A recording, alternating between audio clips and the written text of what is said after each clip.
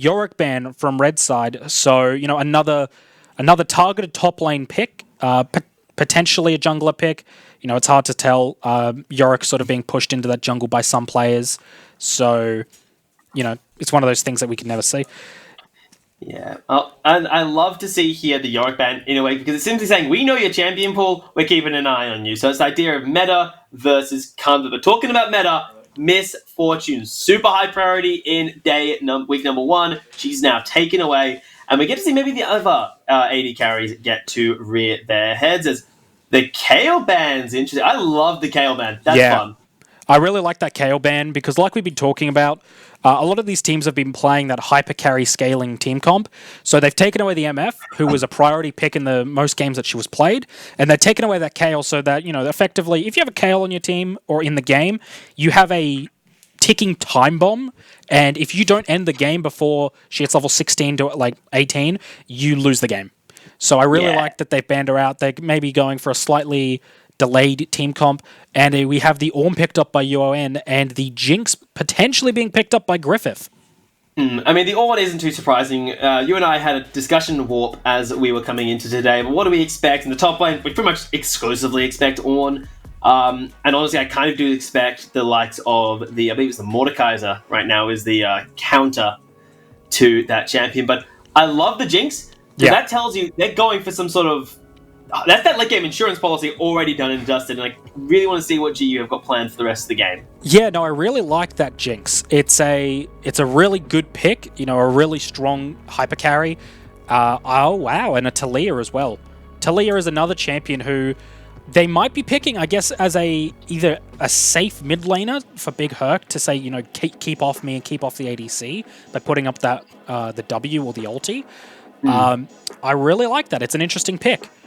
It could also be Talia Jungle, I know, is still poking her head around a little bit. And the only reason I raised that is because if I was thinking, I'm going to blind pick a mid laner, I'm going to be nice and safe, my first thought is the likes of the Orianna. Yeah, the Orianna, the Syndra.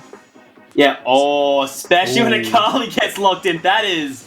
I kind of really hope Talia is now in the jungle, purely because if Akali gets ahead, that is a terrifying prospect. That is a terrifying champion to get ahead. It is good. It's something to take note of that the ulti nerfs from a few patches ago are still in effect. So that's going to be something to keep an eye on. And the Twisted Fate pick. Is that a Twisted Fate AD? No, I'm not going to... Okay, my first initial thought is Twisted Fate support Flash Gold card. Yes. It's basically a point-and-click crowd control. There's a bit of harassment. That, or we're seeing Akali move to a different position, like Akali bottom lane with some sort of weird support. Oh, actually, Ornn support. That is still a thing that's poking its head around. We could see that. That's true. They could pick that that Ornn support is still an option. Ornn very strong with those passive items, being able to buy upgrade their carries items early on. So that could be an option. Obviously, having a knock up the brittle, the ulti is incredibly safe for them. So it's going to be interesting to see what happens there. Yeah, I mean, I loved Ornn in the top lane. I think right now he's arguably the strongest top laner there is. Yeah. But when you look at the other two champions that have locked in, Twisted Fate and Akali, I don't see who else. I think Akali has to go top, and Twisted Fate's going to have to go in the mid lane. Like, ADTF works. Yeah. But you don't play it. Like, come on. Yeah, it works, but does it work against a Jinx is the real question we're going to have. Absolutely not. I think that Jinx takes cleanse, and you just have nothing that you can do. Build a Mercurial Scimitar, and you are just stuck, and your entire kit is just out the window. Yeah, so and you pair that up with Twisted Fate, his ultimate, right? You have to make that ultimate work. Otherwise, why lock in Twisted Fate? You can't catch you can only go to the mid lane occasionally.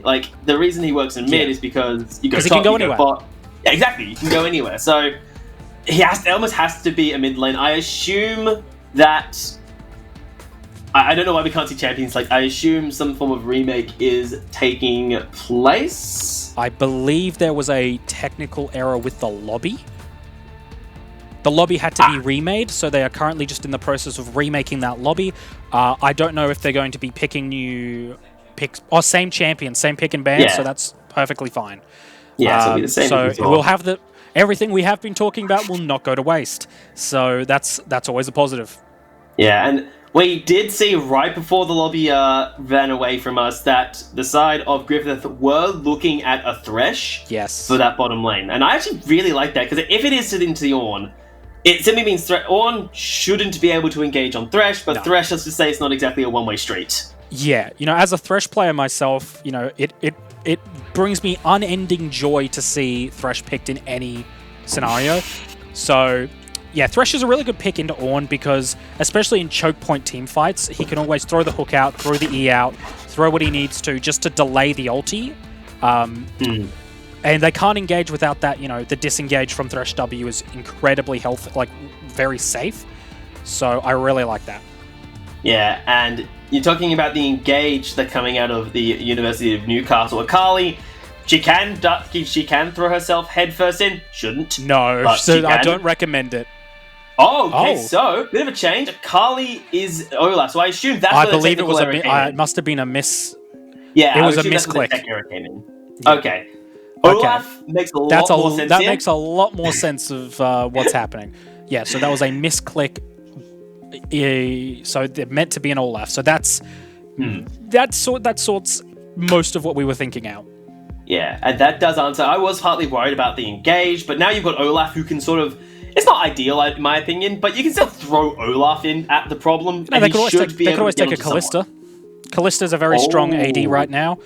Throw the Callista, in the bot lane. Throw the Ornn in, throw the Olaf, They can do whatever they need. I think that... throw whatever you feel like in. Just throw your entire team at the enemy. Yeah, throw everyone in. Just, 5 minute. 5 minute. Actually... yeah, I just think it's interesting that they're banning out the Senna. Senna, obviously, a very strong champion, especially with someone like a Tahm Kench. But I think they've got to respect, like we were saying, the Callista right now, especially in the good hands of a semi-pro player. That could be really brutal. So I think that they've got to respect that, and they've got to respect that. That's a pretty good pick into Jinx. To be fair. If they can get the CC down onto Jinx and get those spears in, they can do some really good damage and just burst her off the face of the map. Yeah, that would be quite exciting, but we'll have to see what the University of Newcastle choose to do. As Griffith, they're looking, I suspect this will probably be a mid laner. Oh, never mind. They say, okay, not going to go for the standard Mordekaiser, instead going to grab ourselves an Aatrox for that top lane, which still can definitely work, so... yeah, Aatrox can still work into this matchup, but the problem they're going to have is that it's going to be really hard for Aatrox to... Wow, okay. Is this Veigar Yuumi? It very well could be. Please be Veigar Yuumi. This is going to be amazing. Wow. What? Oh, no, they haven't picked it yet. No, they have. Okay. Yeah, so we're not going to get the Veigar Yuumi strap, but we still have another incredibly strong one with the Veigar Taric.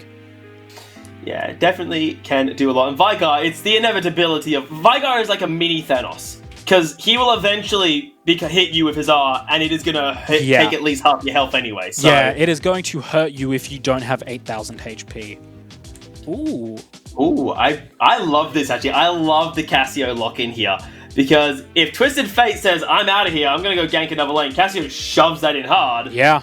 And if you try and fight a Cassio, you don't. You don't fight a Cassio. Yeah, that's a really nice pick. I agree with you there. Big Herc on the Cassiopeia can really shut down or at least punish UON's mid laner for any roams that he tries to go for. So even if he gets a successful roam, it's going to be, slightly soured by the Cassiopeia push. So I really like that pick. I think that bot lane is going to be a really interesting part to see, how they do. I think that they have to do really well on the side of GU to make up for the potential steamrolling that could come from the Taric and the Veigar. Yeah, and speaking of Taric Veigar, I really hope that Jinx has changed her summoner spell to cleanse. Yes. Because my god, there is so much crowd control. You've got Gold Card, you've got Veigar Baby Cage, you've got Taric Dazzle. Yeah. You've got Ornn. Like, there's... if you're going for the heal, I don't think by the time you get hit by any of that CC, the heal isn't going to save you. So, Oh no, you're dead. So they really need to take that cleanse, or they might just be, being... Oh, she might be thinking maybe I can get that scimitar, get that, QSS early, but by that point it's too late, man. Yeah, what are you going to do? Rush QSS? Yeah, rush QSS and delay your damage as a hyper carry for the rest of the game, or... It's like, are we playing the era of Malzahar support? Is that what we've returned to? Yeah, it's not any real... I don't know. It's a weird pick. If they didn't take the cleanse, I think that they can be hard punished bot lane, especially if you get a jungle gank. If you get a jungle gank, it's a confirmed kill if anything lands. And you throw that at level 6, Twisted Fate comes down and makes sure that Jinx isn't going to dodge the Taric stun. Yeah. What can you do at that point? Especially with your support. Like, Thresh is good, don't get me wrong. But the Lantern can't save you from everything. The Lantern can't save you if you're already stunned. Yeah. So if they do the TP gold card into a Taric stun, into a baby cage, I don't care who you are dead in the bot lane at that point. So... I just realized... So I think that's something they have to keep an eye on. If you've been baby cage, so you're stuck in the Event Horizon, the baby... I call it baby cage because it's highly amusing to me. If Thresh tries to lantern you out, does the baby cage interrupt the lantern? Yes, it does. So as you're going through, the baby cage will actually stun you on spot and cancel the Thresh cage. Sorry, the Thresh lantern. That's horrific. Yeah, I've had it happen many a times, and it brings me no end of sadness. So... Well, as you were saying, if there's a gank in the bottom lane, if Jinx gets caught out, Jinx did take cleanse, thank God. Thank you. So did Big Herc, taking the cleanse onto the Cassiopeia. Really smart, based on this team comp. So those the two carries of that team need to be alive, so they cannot afford to get stunned. So it's a really smart pick by both of them, taking that cleanse there, as it looks like we're going to get a pretty generic 5-point start. Yeah, I don't expect any... If any team goes for something, I think Griffith might, purely because they have a Thresh. They actually have a decent amount of crowd control level 1, but I think it's simply a scout. I think both these junglers know where they're going to start as well. Olaf's going to start on the bottom side. Talia's more than likely going to try start either on blue, or she might actually go for like Raptors or red. That's interesting. I didn't think Talia would start on the top half. It's not a bad option. Like, Talia can sustain reasonably well on any part of the map. So she can afford to take the red buff into the blue, but, I would have thought she would have started blue, maybe starting, trying to mirror the Olaf, because Olaf is pretty much a confirmed red side start. So I would have expected Pharaoh to try and mirror the start, path to the top side, and maybe try and take a counter gank off him if Hugh tries to go in for the gank on the miniman top lane. You can also see maybe, I don't know, my first thought is maybe, Pharaoh is trying to do like a cheeky 3 buff, like he'll invade the top half and force some sort of weird jungling as another... Yeah, try and get some cheeky, steal the blue buff away. Yeah, bust out the cheese nice and early, but on the side of University of Newcastle, they do know where Talia started, because Miniman was late to lane, while ZY and Crunchy were just hanging out in lane, so they know what's up. Yeah, Chunchi and Zai didn't really... They didn't think it was worth really trying to delay the lane, not trying to hide the start. I think, in reality, at this point, I don't think hiding the start's going to do anything for them. They already know that it's, that they're going to be on one of the two camps. And I think it's not going to be that big a deal for them. Yeah. So, got to keep an eye on Zai here for the hooks, as we see Hugh, prepping those Krugs potentially for a gank down bot lane, but, you never know. You talk about the bot lane, they may have showed themselves early, but it has made a little bit of benefit.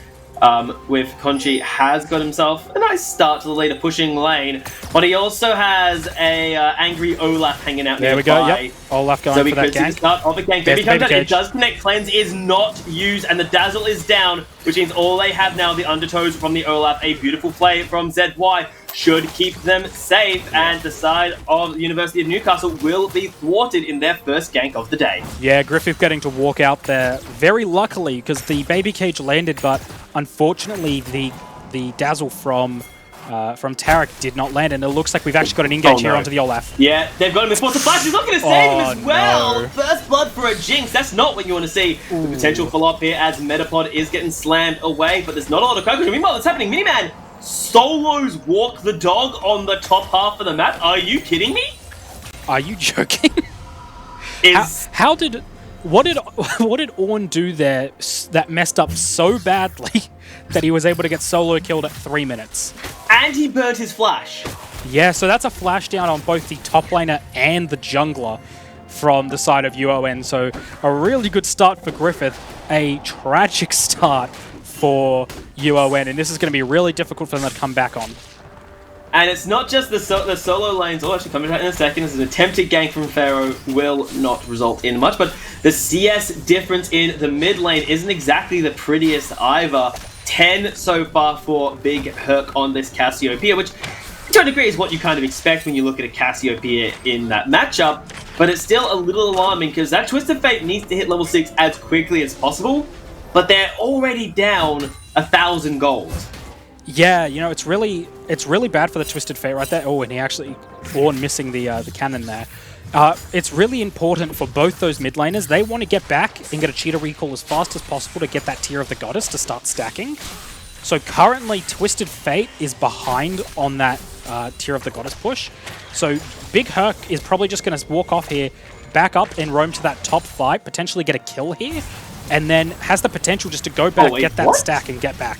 What is Newcastle doing? They're trying to go for some sort of invade, but it's just getting turned around as the Twisted Fate was simply not able to join. Walk the Dog may fall for the second time this game, and yes, he will. Pharaoh snagging himself that kill, and they are continuing to hunt him down. If they can land the stun, it will be massive. Can they do? No, the flash coming out of Simo will keep him alive, but that is 4 kills.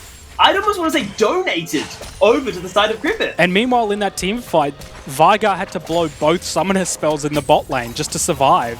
So this is going tragically for UON right now, as no lane that they have is got any advantage. Yeah, I mean, they're trying to get some damage down on to YZ in the bottom lane, but it's simply not going to be enough. Like, and that's going to turn it around, surely to God. One more hit, but they're not going to risk the dive here. But you've got 3 losing lanes on the side of Newcastle. This is nothing short of a disaster. You've got 3 losing lanes and a losing jungle. I don't know how much worse this can go for you. So, I mean, you say that, but I've seen things go disastrously very quickly, so you might not want to jinx them. Oh, this can 100% go worse, but you know, not like this, man. Like, this is the definition of not like this. They've gone for some, you know, they've tried to go for an interesting pick bot lane with the Veigar Taric, and so far it is not paying off. You know, Veigar is down CS, not able to stack.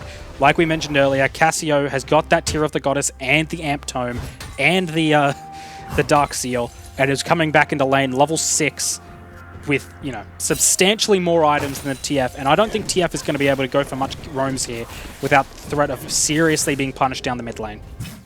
But I think at this situation, that's a cost you actually have to take for the side of the University of Newcastle. I mean, you're already in a disastrous position here. Your top lane, who's meant to be playing arguably the strongest top laner, is having a rough lane. Your bottom lane is losing all of their trades and are down summoner spells. And in mid lane, you're not exactly doing too hot either. So, like, I fully agree with you in that he's going to get punished for it. But I don't think he has a choice, and I think we might actually get to see the first roam here. Yep. Yes, we do, as Destiny comes out towards the top side. Can they make it work with Call of the Forge coming into? But it has been counter-ganked by Pharaoh, and the side of Newcastle are backing away forward. Now the Infernal Chains will pull back and Twisted Fate. A couple more hits will do it, and they slam him into the ground. And Walk the Dog, you will join your mid laner back at Fountain. Oh, this is about as, you know, I think I cursed them even more. You know, I said that, you know, what happened earlier was as bad as it was going to get. Yeah, I'm really sorry for the caster curse right there, because it got even worse. You know, they go for that gank, like you were saying. They had to try and go for that TF gank top lane. And instead of getting a kill, you know, a summoner, anything, they just get double killed for free. Oh my gosh. And there goes Big Herc doing what Big Herc does best, which is solo killing mid laners. So. Oh, that was a jungler. He just found the jungler. Jungler in his lane. Like, get out of here. That was the jungler. Oh man, that's rough. Indeed, as we might see, it has been fight, 7-0, nearly a 4,000 gold lead in favor of Griffith already. And what concerns me is when you look at Griffith's team composition, they have arguably, I think, a stronger late game in team fights, purely based on they've got a machine gun mage of the Casio, and they've got a literal machine gun of the Jinx. Yep. You have to blow both of them up. Yeah, and both of them have cleanse, and so far, no one on the side of UON has anywhere near the threat to warrant the. And there goes the. Yeah, they tried to get the flash play, not going to work there. Sparrow is in quite a bit of trouble, actually, but he's finally going to go down there. The teleport coming in for the rest of the team. Gucci is trying to do what he can. The Mega Death Rocket not going to get the final kill. Metapod is low, and Hughesy's got to get out of there. A block of the Zap, and Pharaoh goes down. It's not a comeback, but it's an opening for Newcastle. It's that bit of hope for them right now. That's really what they've got right now, is a little bit of hope that Veigar, with that ultimate, can just burst someone off the face of the map and get them back into the game. And that's really what happened there. Really, good for UON right there, getting the Veigar kill. It's not enough though. So far, it is not enough anywhere close to putting them back in the game. And we have a kill again in the bot lane. I love this game purely because Cassio's roaming up. Yeah. So if they want to actually commit to killing Walker Dog, especially when he does a blast cone like that, he's actually in so much trouble. Oh no! Look at the damage. Not going to get her in time and flash over the wall. They have to be careful. Whoa! Goes in with the petrifying gaze. He does manage to get the kill, but he will give up his life to Hughes here. But Miniman trying to turn it around. He will be able to pick up the Twisted Fate. Surely to God, one more Darken Blade Cure. Another attack will grab him there, and now Olaf trying to fight this, but Olaf, buddy, you are 1-3 versus the 5 and 2 Aatrox. He doesn't give a damn how much healing you've got. He is going to crush you out eventually, as a couple more hits will do it. There it is, and that is a 6-0-2 Darkin in the top lane at 10 minutes. That's a 6-0 Aatrox at 10 minutes. That is a brutal thing to deal with. They've got an 0-4 Olaf. Not able to do anything. Red team picking up the Mountain Drake there, which is just going to make it even harder to kill Aatrox. Yeah, and what really alarms me is the next dragon is an Ocean Dragon. Yeah. Now, you think of Ocean Dragon, it's Ocean, it gives a little regen, that's nice. My concern isn't the Ocean Dragon. My concern is that the Infernal Soul the Dragon Soul could be an Infernal. Yeah. Well, either of the remaining souls are incredibly good for Griffith right now. Get that Air Drake onto Chunchi, get that onto Pharaoh, get them on any of them, and that's going to be rough. But if you can get that Infernal Drake onto any of their team comp, you are going to blow up. Absolutely blow up right now. So that's going to be really interesting to see what comes out of that. And we're seeing Newcastle, they can't even contest for Scuttle Crabs in the 2v2 because they know just how far behind they are in this situation, which might be a good thing. They might, try to be a little bit safer how they play, and that might give them a couple options to go and survive. But considering how they played for the first 11 to 12 minutes of this game, it is alarming to see how are they going to survive. And my eyes are on Twisted Fate. Where is that next Destiny Ultimate? And will it go better than the first? Yeah, I think definitely that Destiny. I think it's really going to fall down to the Destiny from the Twisted Fate and the Veigar being able to blow up one of Big Herc or Chunchi in the team fights. Currently, there is a massive CS difference in the mid lane and bot lane, almost identical. So that is going to be brutal to deal with. That is hard to come back from. That gold difference is rough.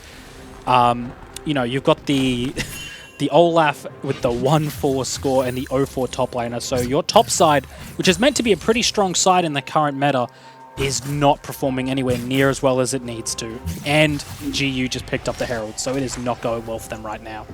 Yeah, normally if you pick up Dragon, you give up the Herald, but Griffith are in just such a strong position that they can do both. Why not? Something I do want to pick your brain about here, Warp, is take a quick look at Hughesy's Olaf item.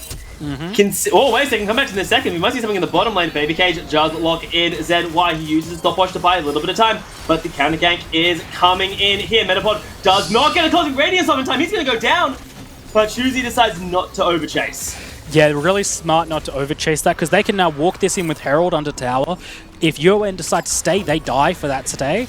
And one smack from this Herald and that tower is gone, so they have to sacrifice this, or they die. Ooh, that was nearly a beautiful hook. But they can still go in here.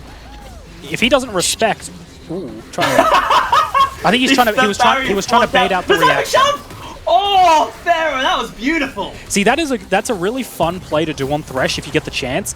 Or actually, we gotta have team fight top line. Yeah, fight up in the top side. Walk the dog is just trying to run, but Miniman has no interest in survivors, no interest in prisoners. The only people he wants in his Summoner's Rift are the dead. Yeah, another kill getting picked up. You know, I don't know how UON was that far out of position, but you know, like, the really smart play here by the Thresh. It's really fun. Sometimes when you get high-level players... Oh, look at that damage. That is beautiful. I love it. Didn't even need the Super Mega Death Rocket to finish him off there. Just the flat Talia damage was enough. But a really smart play you can do with Thresh. Some players react purely just on visuals. So they see the hook coming out and they just try to flash. So you can throw your Lantern out and it has a very similar animation with the line. So you can actually catch some people out. So I think that's what was attempted there. You know, a little bit of styling, trying to show off the Thresh mechanics. Yeah. So speaking of that, I have a mate of mine who plays a lot of Thresh. I think he plays with that exact skin. If you channel a recall, it looks like the first second of the Thresh recall animation looks like he's winding up a hook. Yes, because he spins the hook around, so you can bait some people out. I've had so many players flash because my mate has just decided to recall right up in their face and they just instantly panic flash. It's a dirty move, but it's also a very good trigger. We're seeing a dive in the middle lane here, and that's simply going to be Twisted Fate falling. This is, this is not going well, and this mid tower is going to fall very quickly. Olaf trying to stop it, but I don't know how successful. Actually, Chunchi getting deleted. Yeah, they get on to the Jinx there. That is a fantastic set. They might be able to turn this one, but Miniman is just so damn tanky. He's not going to go down. Metapod will probably fall along with Wigsy, who gets slammed by the Darken Blade and taken out. The next target is going to be the Taric. One more hit might do it. Follow up through, and a beautiful hook as well as the reinforcement from Griffith arrived. Walk the dog rocks up too, but only to see his team has died. You know, a moment of, you know, almost, you know, semblance from UON. And here we have a replay coming up of this fight. You know, Chunchi gets deleted by the Olaf, but watch the Thresh here with the hooks. They're throwing the Lantern out, getting the shield. The Flay, watch the Talia, pulls him back into the smackdown, into the flash hook, I believe, from the Thresh onto... No. Was it just a... No, it wasn't even a flash. Oh. That was a beautiful replay, and I've got a really alarming piece of information to give you, Warp. Yep. It's an Infernal Dragon. Oh, no. So if you thought things were bad now, it's totally gonna get worse, my friend. Yeah, I think my caster curse is really coming in clutch here for GU, saying that was as bad as it was gonna get. Well, actually, no, they're nearly 10k gold down, and they're not even at Infernal yet. So, you know, I think it's gonna get a lot worse for them, and they're gonna have to play. They're gonna have to pull some magic out here to try and pull this back, because right now it is not looking good for them. It is not looking pretty. I mean, we did in that last fight see that if they do get on top of the squishy backline, they do have a chance here. As Call of Bourgeois coming out just to try and clear the wave, it feels like, but instead Destiny's coming up topside too. Where is the follow-up? It looks like Newcastle, they're afraid to go in, despite outnumbering their opponents 3-5. They're afraid to fight. Metapod just gets deleted. No Cosmic Radiance was channeled. Not even channeled. See, that's where we're at. Oh, and another Oh my god, this man's hooked is insane. He forced the barrier out of Wiggly. Wiggly's almost going to go down. Super Mega Death Rocket, where is it? Is it going to get the snipe? He did. He got sniped by the Super Mega Death Rocket. My screen froze for half a second as the follow-up through the Twisted Fate will fall as well, and this turret's not going to be a safe place for them. No. Yuzi, you are so dead, my friend. You get to see it coming. He might as well emote. Just emote. Just let him know. Okay. Yeah, and there falls the Olaf there. Pretty much doomed from the second he walked back under tower. Could have at least busted out a dance or something. So, you know, that would have been nice. But a Super Mega Death Rocket kill in really, you know, a good play here from the Thresh. Pretty much doing everything that's needed to, you know, to get the advantage there. You know, the only thing that was unfortunate there was that the Lantern was already used to get vision. so he couldn't lantern the Talia in, but that was an incredibly good fight. And seeing as Thresh has the Crucible, Jinx effectively has double cleanse. So Jinx is not getting caught anytime soon. Yeah, I mean, we talked about, Jinx rushing a QSS. Well, I mean, Jinx is 5-1 and 3. If Jinx gets caught out, she's the one killing them anyway. Yeah. So, I do really love it. It shows that ZY is really paying attention to what his team needs out of him. And when you're this far ahead, I actually love supports building, defensive items as opposed to being like, I'll build some damage because, why not? We're ahead. Like, I saw Thresh build a death cap once just because he was so far ahead. It was amazingly funny. Yeah. Yeah, no, it's really nice to see him picking, the smart option over the,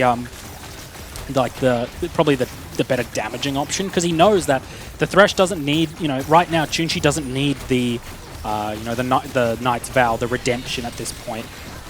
He just needs to not get stuck, and then he's fine. So picking that up, and also putting the Herald down onto the Thresh, which I think they've just popped. Yeah, there we go. Yeah, there it is. It was a bit of a delayed one, but yeah, they did pop it, and this is not a good spot for top lane to be in right now with Miniman coming through. Yeah, Miniman, if he wants this fight, Miniman can take whatever he wants. It's also something to take note of is that the confidence from GU picking their jungler and mid laner both have the Medjai Soul Stealer. They're confident in their ability that they're picking the dangerous option. They're going for the gamble. Yeah, but when you are this far ahead, I can't actually criticize it a whole ton. So yeah, when you're this far ahead with a Thresh landing as many hooks as they're landing, like what can you do? We might see something here. The cleanse not used, Noise is not available. Big here trying to buy space. A lovely petrifying gaze, trying to cut it up, but the Olaf doesn't give a damn as he cannot be stopped. Charging into the rest of the fight, but they do lose their top lane. Meanwhile, they are simply losing it. Jinx actually goes down. The cleanse was used, but the flash was not going to be able to save her on that one here. As we are seeing some good fighting out of Newcastle here, turning on to Miniman. Can they burst down this Aatrox? He is hella tanky with that 3-man Dark Blade, but dives into the baby cave. And he's going to go down for that one. Yeah, a little bit of greed potentially from UON. They get the tower, which is great. But, I think they might have, Thresh peeled away from the Jinx, and it was left Jinx Aatrox in the mid lane.